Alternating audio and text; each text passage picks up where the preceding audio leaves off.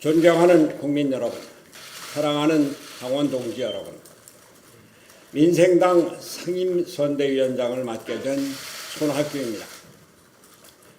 가뜩이나 어려운 삶 속에서 코로나 바이러스 사태로 얼마나 고생이 많으십니까?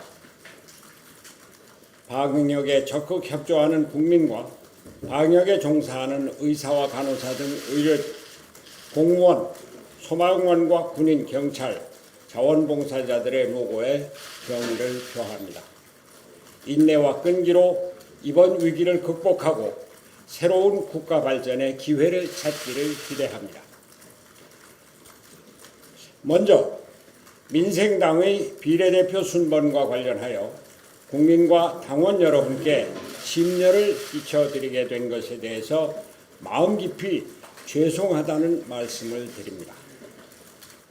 저는 지난달 24일을 끝으로 바른미래당의 대표를 내려놓고 평당원으로서 백의종군하겠다는 말씀을 드린 바 있습니다. 그런 제가 지난주 비례대표 2번으로 내정되어 노역으로 비춰진 점, 뭐라고 해도 변명의 여지가 없습니다.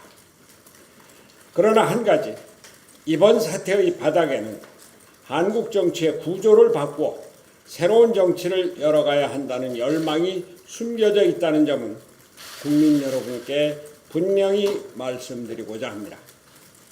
저는 비례대표로 국회의원이 된다는 노역보다는 국회의원이 되어서 다당제 연합정치를 위해 개헌을 해야 하겠다는 야심이 있었음을 솔직히 고백합니다.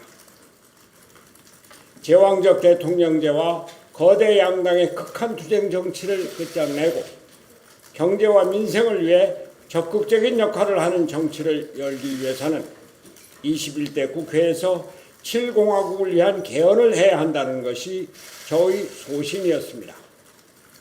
저에게 비례대표 신청을 하라는 공천관리위원회 요청을 고심 끝에 받아들인 이유였습니다. 그러나 국회 불신, 정치인 불신의 사회 풍조를 제대로 읽지 못한 저의 불찰은 용납되지 못할 것입니다. 국민 여러분의 해량을 빌 뿐입니다. 이번 선거는 우리나라 정치의 미래를 결정지을 중요한 선거가 될 것입니다. 비록 코로나 사태로 문재인 정권의 실정과 적폐 야당에 대한 준엄한 심판이 흐려질 수 있으나 독재와 보릿고개를 뚫고 오늘의 번영과 민주주의를 이뤄낸 위대한 대한민국 국민은 더 나은 미래를 위해 현명한 심판을 내려줄 것으로 믿습니다. 우리도 이제는 권력 구조를 바꿔야 합니다. 국회가 정치의 중심이 되어야 하고 국회에서 내각을 구성해야 합니다. 허울뿐인 제왕적 대통령제를 이제는 끝장내야 합니다. 우리나라에서 대통령 중심제는 이제 운명을 다했습니다. 청와대와 국회의 대립은 정치를 불안하게 하고 경제, 민생, 안보, 평화 모두가 한 발자국도 나가지 못하고 오히려 후퇴하고 있습니다. 국회부터 바꿔야 합니다.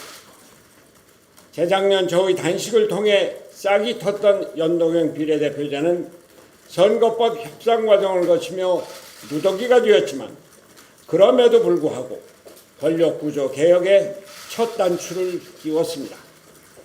그러나 그 뒤 자유한국당이 비례위성정당을 만들고 뒤를 이어 더불어민주당도 비례위성정당을 만들었고 국민의당도 비례대표 후보만을 내기로 결정하면서 정치 자체가 웃음판이 되어버렸습니다. 국민들이 자기들의 대표를 뽑아 그 대의원들이 국정을 논하는 곳이 국회입니다. 비례대표는 지역구에서 선거를 할 수 없는 전문가들과 사회적 약자를 뽑도록 보완제로 만들어진 제도인데 지역구 국회의원 없이 보완제들만으로 구성된 위성정당을 만드는 것은 의회 민주주의를 거부하는 행위입니다. 그들에게는 오직 정권 투쟁밖에 없습니다. 이래서 제3지대 정당이 필요한 것이고 민생당이 여기 있는 것입니다. 저는 온갖 수모와 조롱을 겪으면서도 중도정당, 민생실용정당으로서의 바른미래당을 지켜왔습니다. 이 정신을 잇는 민생당은 대한민국 정치의 제3지대를 굳건히 지킬 것입니다. 다른 당들을 보십시오. 오직 재벌과 대기업을 비롯한 기득권 세력을 수호하기 위한 보수 세력인 미래통합당. 그동안 나라 발전을 위해서 무엇을 했습니까? 당대표는 취임 이후 삭발하고 단식하고 청와대 앞에서 천막 농성하고 색스폰 불고 공천장난한 것 말고 무엇을 했습니까? 이들은 지금도 총선 승리 후 문재인 탄핵을 구두선처럼 외치고 있습니다.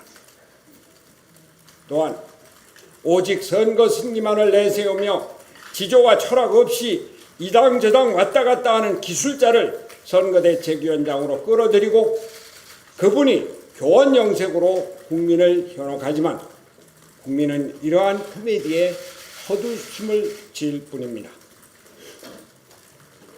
더불어민주당은 촛불혁명으로 집권해서 적폐타도를 외쳐왔지만 이념과 진영 논리에 빠져 민생을 도탄에 빠뜨렸습니다.